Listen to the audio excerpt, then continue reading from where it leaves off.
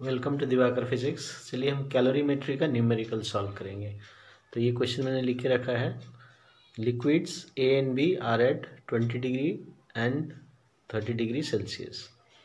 When mixed in equal masses, the temperature of the mixture is found to be 26 degree Celsius. Find the ratio of their specific heat capacities.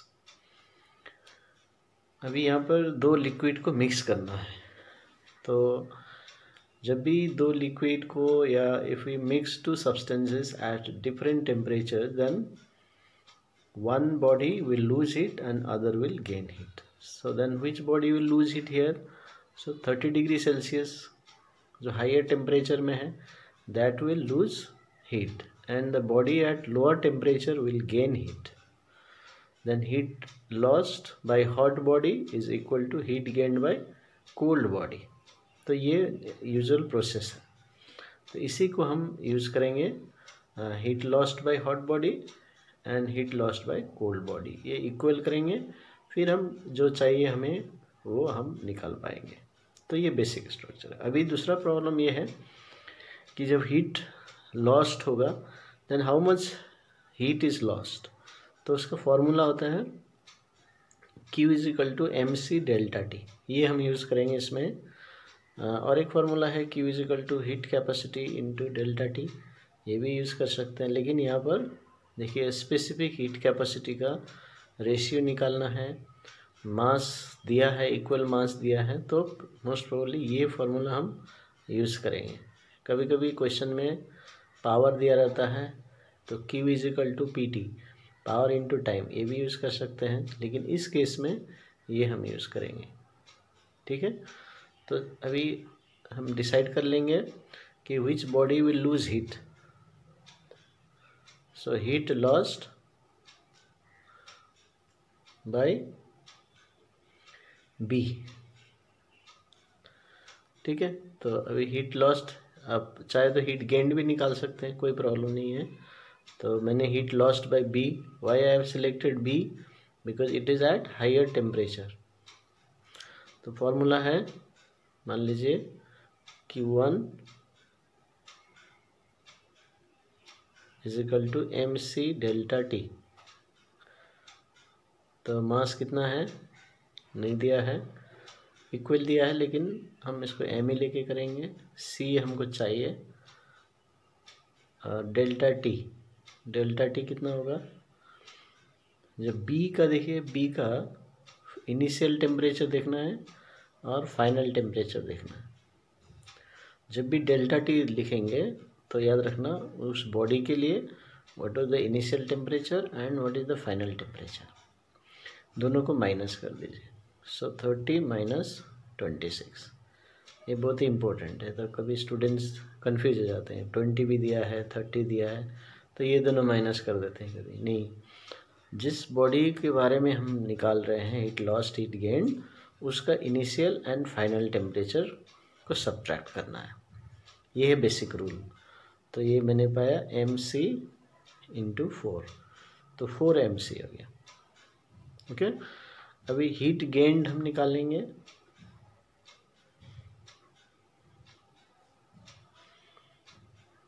Bye A, तो heat gained bye A कितना होगा, तो इस formula, तो इसका भी एक ही formula होगा MC डेल्टा T। तो मैं क्या करूँगा, इसको मास M ही है, देखिए इक्वल मास है। ठीक है, तो मैं M यहाँ लिया तो यहाँ भी M ले लेता हूँ। C दूसरा होगा because different substances have different specific heat capacities, तो इसलिए मैं यहाँ C डैश ले लेता हूँ, या आप C1 C2 भी ले सकते हैं, just to make it different. यही आपको ध्यान रखना है। डेल्टा T, अभी डेल्टा T कितना होगा A के लिए, फिर वही बात है, इनिशियल टेम्परेचर 20 और फाइनल टेम्परेचर है 26। तो A का देख लीजिए, A का इनिशियल टेम्परेचर कितना है एंड A का फाइनल टेम्परेचर कितना है, then you subtract them. 26 minus 20, तो इसमें बड़ा जो है उससे माइनस करना है।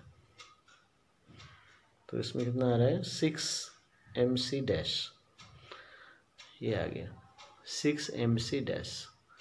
अभी हम क्या करेंगे, by the principle of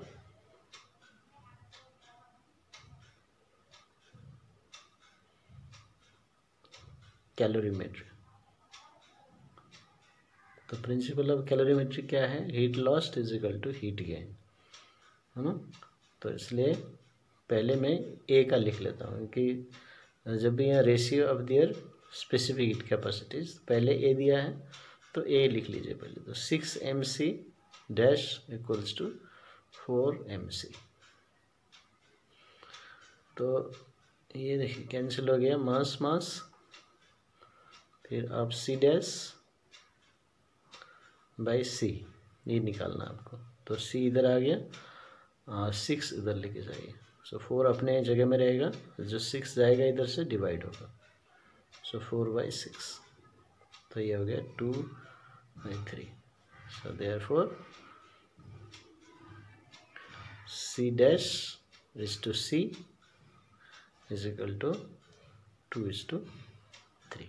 The temperature of 600 gram of cold water rises by 15 degrees Celsius when 300 gram of hot water at 50 degrees Celsius is added to it. What was the initial temperature of the cold water? So how to go about it, कैसे solve करेंगे हम इसको। तो सबसे पहले यहाँ पर देखना है कि 2 सब्सटेंसेस है या 1 सब्सटेंस है। तो यहाँ पर हम देख सकते हैं 2 सब्सटेंसेस, एक है कोल्ड वाटर, एक है हॉट वाटर। तो जब भी 2 सब्सटेंसेस रहेंगे तो पक्का आप देखेंगे कि वहाँ heat lost bye hot body and heat gained by cold body, ये निकालना है आपको। जब एक ही सब्सटेंस रहेगा तो वहाँ पर कोई प्रॉब्लम नहीं है, चेंज इन टेम्परेचर होगा। तो आप Q equal to MC delta T लगा सकते हैं, है ना। Q equal to heat capacity into delta T लगा सकते हैं, या Q equal to power into time लगा सकते हैं। तो ये 3 फार्मूला है। अभी यहाँ जब 2 सब्सटेंस रहेंगे तो heat lost and heat gain 2 बार निकालना पड़ेगा, यानी कि हीट गेन भी निकालना पड़ेगा, हीट लॉस्ट भी निकालना पड़ेगा। तो अभी यहाँ पर आपको समझना है कौन हीट लूज करेगा। तो ऑब्वियसली हॉट वाटर लूज करेगा, higher temperature body will lose heat and the lower temperature body will gain heat. तो इसलिए अब यहाँ क्लियर है, कोल्ड वाटर है तो हीट गेन करेगा और हॉट वाटर है तो हीट लूज करेगा।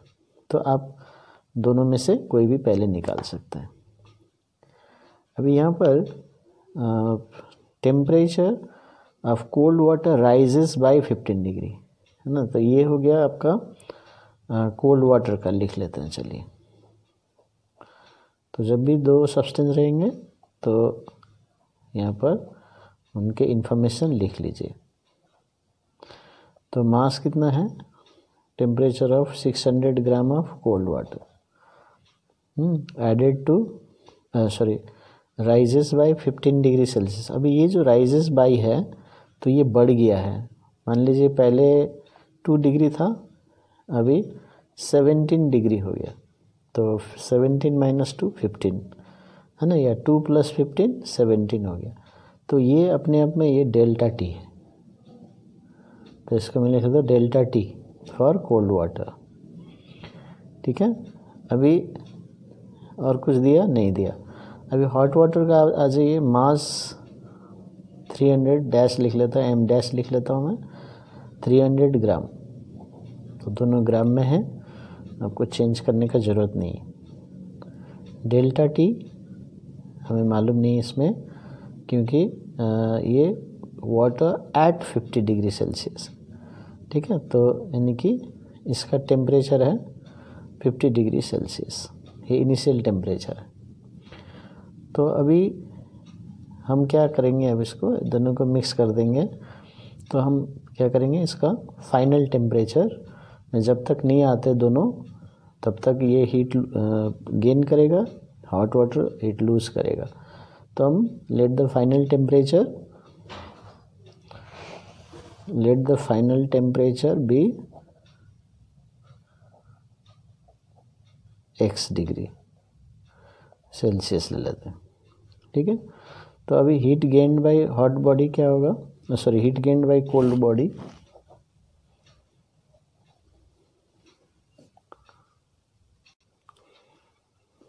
तो heat gained by cold water, तो mc डेल्टा टी लगाइए, ठीक है। यहाँ पर क्यों ये फॉर्मूला लिया मैंने, ये वाला क्यों नहीं लिया, क्योंकि इसमें मास दिया है ना, और डेल्टा टी भी टेम्परेचर से भी रिलेटेड है। तो मास 600 और सी कितना है ये भी मालूम नहीं है, see because other substance is also water, तो कैंसिल हो जाएगा, तो सी का सी रख लीजिए, एंड डेल्टा टी इज 15। तो ये हो गया heat gained by cold water, है ना, heat gained by cold water. अभी हम निकालेंगे heat lost by hot water.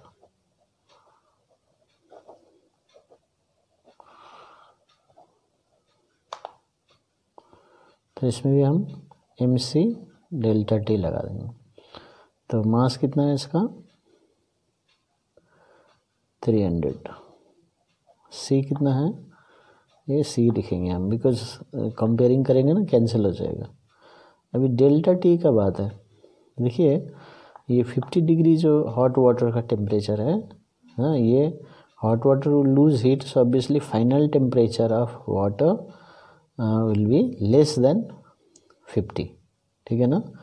तो मान लीजिए 50 डिग्री से वो आ जाता है 20 डिग्री तक, तो डिफरेंस डेल्टा टी क्या होगा 50 माइनस 20, ना, ऐसे एग्जांपल ले लीजिए अभी, लेकिन 20 हमें मालूम नहीं है, so we have taken x is the final temperature.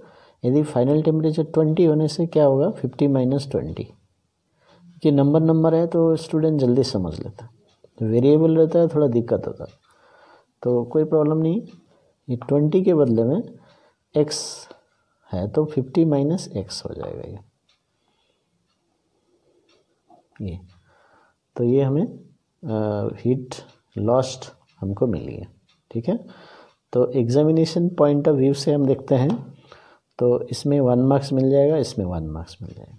देखिए ये मार्क्स जस्ट पुट करना है इसमें, है ना, फार्मूला राइट फार्मूला लिख के पुट कर दीजिए, करेक्ट वैल्यूज सब्स्टिट्यूट कीजिए, तो आपको वहाँ मार्क्स मिल जाएगा। अभी हम आगे कैसे बढ़ेंगे, by the principle of calorimetry.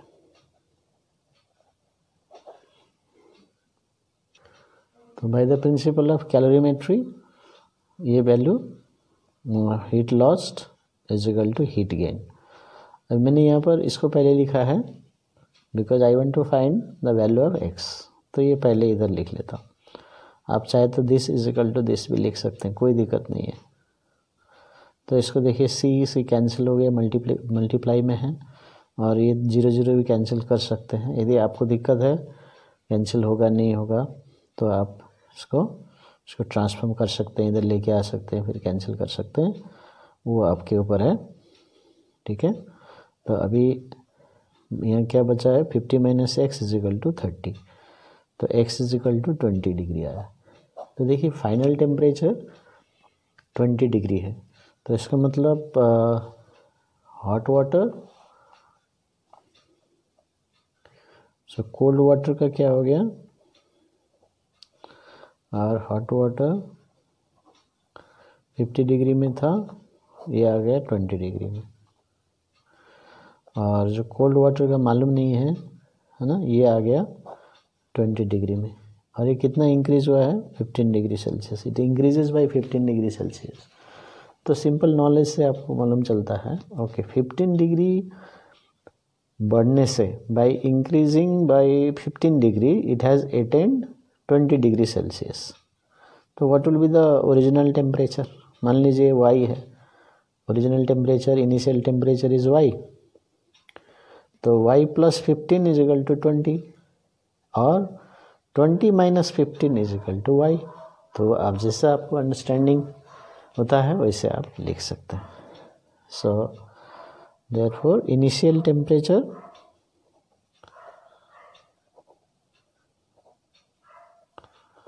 Of cold water is, तो आपको ये दिखाने का ज़रूरत नहीं है, ये सब आपको एक्सप्लेन करने के लिए मैंने बताया. तो फाइनल टेम्परेचर 20 है जो 15 डिग्री बढ़ के आया है. By increasing by 15 degree it has attained 20, so initial temperature must be 20 minus 15, तो ये 5 डिग्री सेल्सियस है. तो इस तरह से हम निकाल सकते हैं. ओके, होप आपको समझ में आ गया. तो यदि नहीं आ रहा है कुछ पॉइंट्स तो आप फिर से वीडियो आप देखिए बार बार, तो इसमें से सभी आपको स्टेप्स आपको समझ में आएंगे. Okay, thank you.